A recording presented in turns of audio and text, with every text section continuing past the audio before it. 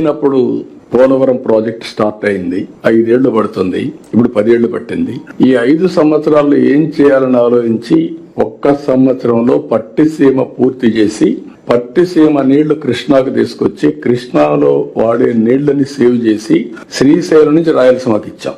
That is only single day. మీకు ఏ విధంగా వస్తాయో ఇంపాక్ట్ అనేది మీరు గుర్తుపెట్టుకోవాలి. ఈ రోజు వర్షాలు పడ్డాయి. మొన్న 100 డేస్ లో అంద్రే నీవా పూర్తి చేసి 738 కిలోమీటర్లు తీసుకుపోయి కుప్పానికి నీళ్లు ఇచ్చాం.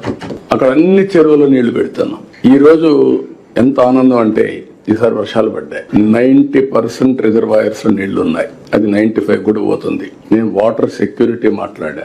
గోదావరిలో ఇప్పటికి కూడా కొన్ని వేల టీఎంసీ నీళ్లు సముద్రం లేకపోయినాయి. అదే సమయంలో కృష్ణాలో కొన్ని వందల టీఎంసీ, అవి కూడా వేలై ఉంటాయి. ఇప్పుడు కడాని ఎప్పుడూ పారినటువంటి పెన్నా కూడా ఫ్లడ్ వచ్చింది. ఇప్పుడు ఈ రోజు మీరు చూస్తే సోమశిలకు నీళ్లు ఇచ్చిన తర్వాత పెన్నా ఫుల్ అయి సోమశిల పూర్తయి పెన్నా ద్వారా సముద్రంలోకి నీళ్లు పోయే పరిస్థితి వచ్చాయంటే పెన్నా రివైవ్ అయింది. కృష్ణా గోదావరి బ్రహ్మాండంగా వాడుతున్నాయంటే that is nothing but Varuna దేవుడు కరుణించాడు, మనం సద్వినియోగం చేసుకున్నాం. మీకు ఎందుకు ఈ విషయం చెప్పానంటే